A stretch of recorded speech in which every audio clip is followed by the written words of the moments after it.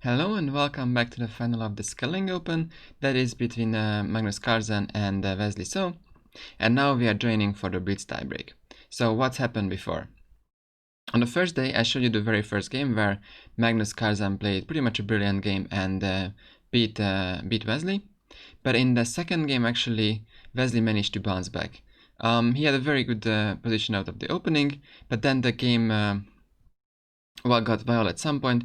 Wesley had the winning position but messed up quite a bit, and then the whole game went until like 95 moves, and the very end actually Carlsen blundered himself, just moved into a mating net, and Wesley managed to equalize.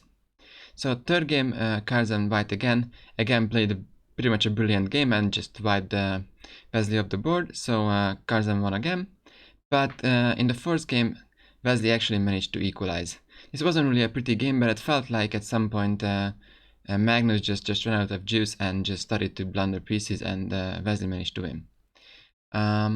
So first day all games decided, all won by white. So now we are on the second day.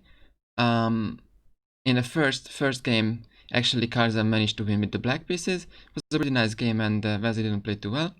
So won the first game with the black pieces by Magnus Carlsen, the world champion. However, in the second game, that was probably the best rapid game of Wesley So, and he managed to fight back and equalize the score. And then game 3 was pretty much a roller coaster. Both players were winning at some point, but that also concluded in a draw.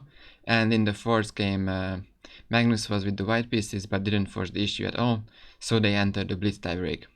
And in a blitz tie game, the first game with the white pieces, Wesley managed to win.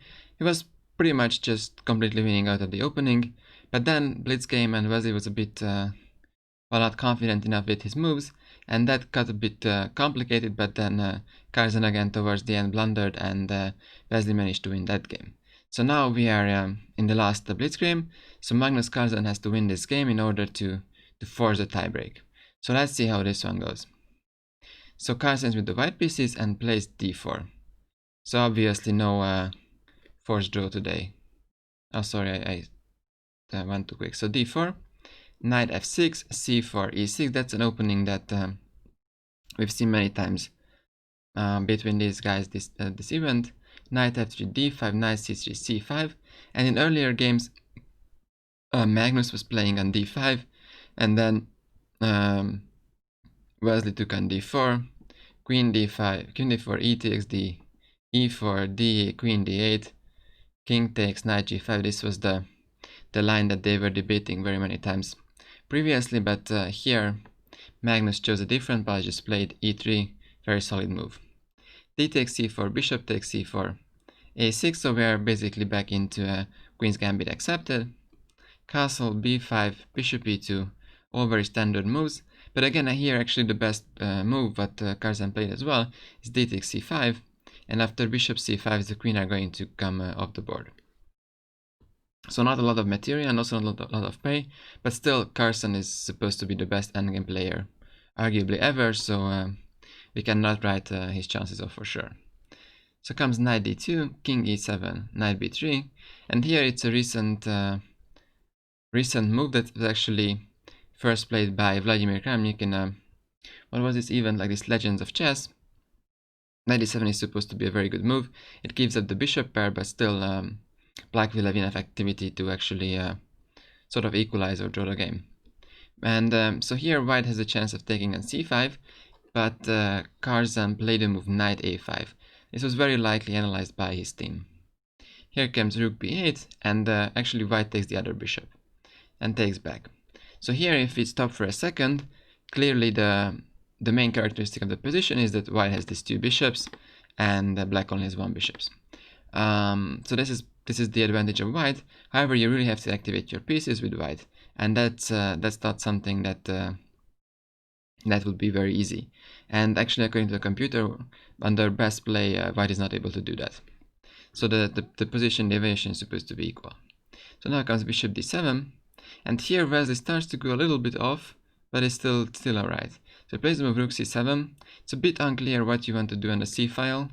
A more direct way would be just put the knight on e5, put this one to d8, put the other one to d7, start jumping around with these knights. Maybe push b4 at some point. So that would have been a lot more direct. But well, Wesley played rook c7. Now comes the rook to d1, doubles up bishop e1, and so here this position, black is actually done with development. Now sort of it's time to push pawns. So here, not sure Wesley considered this move because it looks somewhat risky, but one thematical move would be just play the move g5, controlling this f4 square, maybe pushing forward to g4 so that your knight can actually jump to e5, and then the white pawns cannot be pushed, also this pawn is hanging. So that would be a very thematical move. However, Wesley played the move bishop d6, which is just turned out to be actually a huge blunder, giving a lot of chances to the world champion. So here you can stop the video and try to find out why this move was just a blunder. So, I mean, Wesley probably wants to play bishop e5, and then the bishop could control all this long diagonal, but it just immediately runs into bishop takes b5. And the problem is that if you take, this is obviously a double attack, you're threatening here, and if black plays the only move rook c6, which seems to be protecting, then the problem is not that white can take on d6, because that just happens to hold, because when you feel like you are pinning black, there is knight c5 saving the day.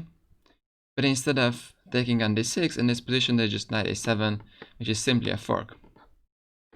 Now black moves his bishop, Wesley moved his bishop, and here we can stop again for a second to evaluate. So what happens here is that white is going to take sooner or later one of these rooks. And if you take the rook, then well, there will be one rook and the two pawn against the two minor pieces. And the problem is that now we are having an ending, problem for black, and in the ending these two pawns are supposed to be very, very strong.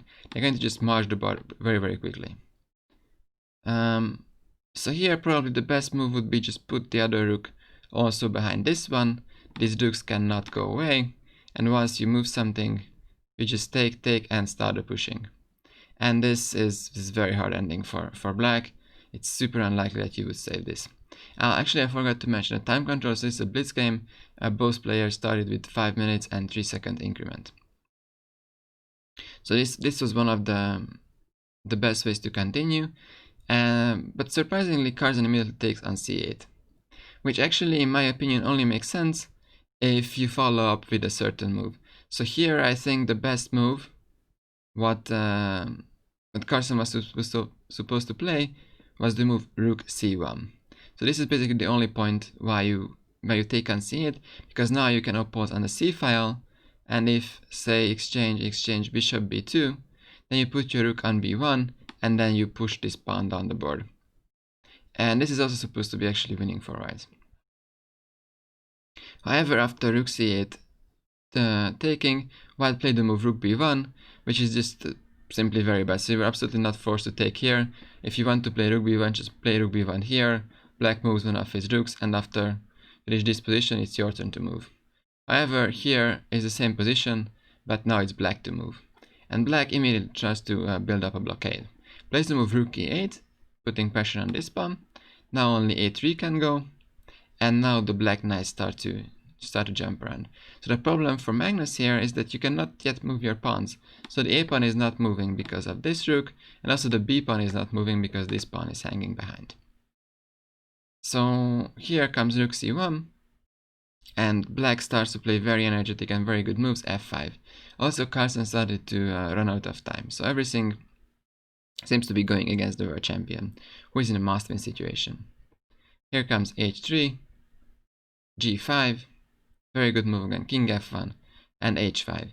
So basically black wants to just march these pawns, put this one back to e4, very nice square for this knight, trying to create some counterplay against the king, while these pawns are still not moving.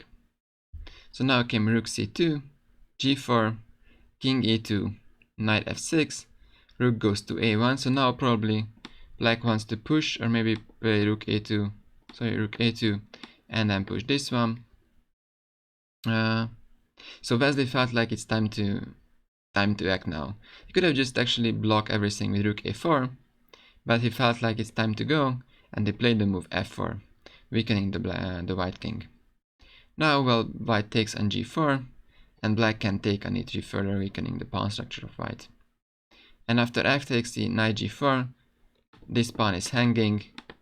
The black pieces are super active, and probably at this point Carlsen started to realize that he's going to well, at most draw this game, and that's not going to be enough for him. So here he played the move bishop h4 check, king d6, and here comes e4. And here black already has multiple ways of achieving his goal of the draw. Could have just actually given a check on knight f4, and it's pretty much a perpetual. There's no way you can hide your king. So if you go to f3, then there is another check coming. King f2, you can just go back. You don't really want to go to e1 because a knight e3 comes, and this is a double attack. So yeah, black is doing already very well, but instead of going knight f4, he went knight e3, which is still a double attack. Here white could have tried rook d2, would have been a better try, but he just played the move rook c1, and here Wesley is going to be able to eliminate everything very quickly. Comes knight f2 check, now this bishop is hanging, the bishop moves, knight f4 check, king f3, and the easiest here is just to take everything. Comes bishop takes b2, Carlsen give a check, king d7, takes there, here, and this is it. And the game is going to conclude with a draw. And yes, 2 kings, and this makes So Wesley to be the champion of this Skilling Open. So congratulations to Wesley So. It was a really well fought tournament and a match against Carlsen.